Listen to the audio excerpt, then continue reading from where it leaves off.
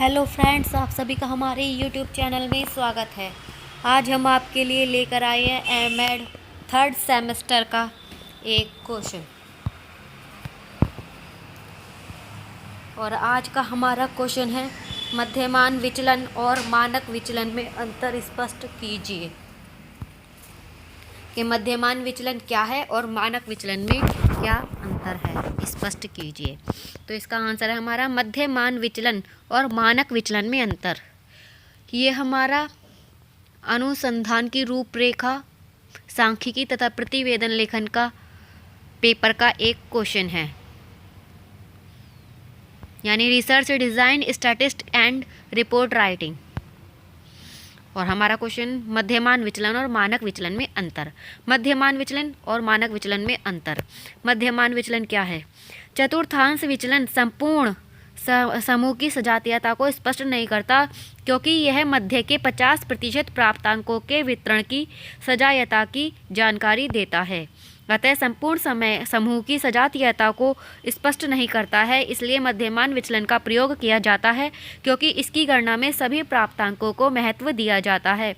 इस विचलन को औसत विचलन भी कहा जाता है। यानी चतुर्थांश विचलन जो है वो समूह के पूरी सजातीयता को व्यक्त नहीं करता, बल्कि उसका केवल 50% प्राप्तांकों का ही जानकारी देता है। इसलिए हम मध्यमान विचलन का प्रयोग करते हैं, और मध्यमान विचलन को औसत विचलन भी कहा जाता है। अब है परिभाषाएं। गैरेट के अनुसार प्राप्तांकों के मध्यमान से भिन्न भिन्न प्राप्तांकों का विचलन ज्ञात किया जाए, फिर धन तथा ऋण चिन्हों को ध्यान दिए बिना मध्यमान ज्ञात किए जाएं, तो प्राप्त संख्या विचलन कहलाएगी। यानी कि मध्यमान विचलन में साइनों को नहीं देखा जाता कि वो प्लस में है या फिर माइनस में, जबकि मानक विचलन में देखा जाता है और फिर उसी के आधार पर किया जाता है। अब है the average deviation or AD is the mean of this deviation of the separate scores in a service taken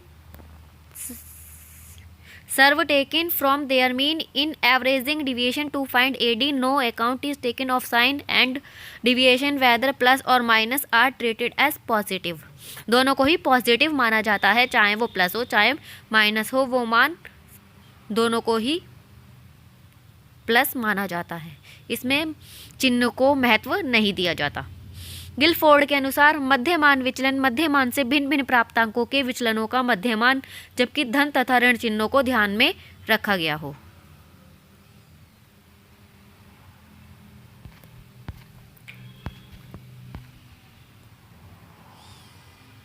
the average deviation और AD is the arithmetic mean of all the deviation when a disregard of the algebraic sign।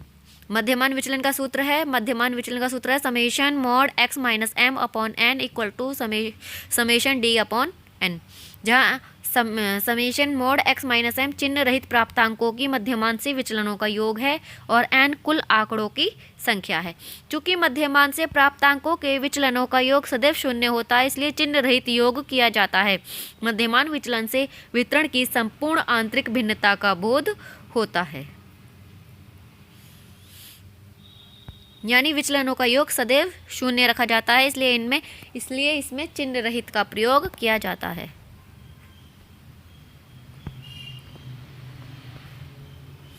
अब है मानक विचलन। किसी वितरण में प्राप्तांकों का मध्यमान से जो विचलन प्राप्त होता है उनका योग शून्य के बराबर होता है।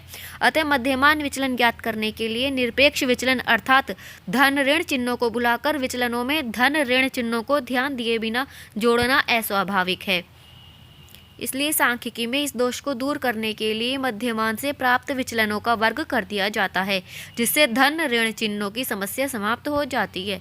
क्योंकि प्रमाणिक विचलन में विचलन का वर्ग करके औसत निकाला जाता है, प्राप्त औसत का वर्गमूल ज्ञात किया जाता है। यानी इसमें प्लस माइनस की समस्या को दूर करने के लिए उनका वर्ग किया जाता है, और जब वर्ग कर देंगे तो वो हमारा प्लस माइनस हमेशा प्लस में बदल जाएगा, और इसे मानक विचलन कहा जाता है। दिए गए जेम्स ड्राइवर के अनुसार दिए गए प्राप्तांकों के मध्यमान से प्राप्तांकों के विचलनों के वर्गों के मध्यमान का वर्गमूल द्वारा प्राप्त मान ही प्रमाणिक विचलन है। यानी जो वर्गों के मध्यमान से प्राप्त होता है, मान जो प्राप्त होता है वही हमारा प्रमाणिक विचलन कहलाता है, यानी standard deviation. The square root of the mean of the squares of individual deviation from the mean in series.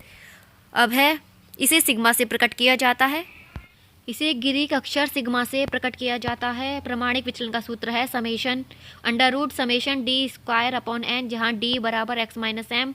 D square को विचलनों के वर्गों का योग कहा जाता है और एन प्राप्तांकों की कुल संख्या है और कैपिटल एम प्राप्तांकों का मध्यमान है। और इसका दूसरा सूत्र है एस डी बराबर under root summation D square upon N minus summation D upon N का होल स्क्वायर, जहाँ डी बराबर एक्स माइनस ए।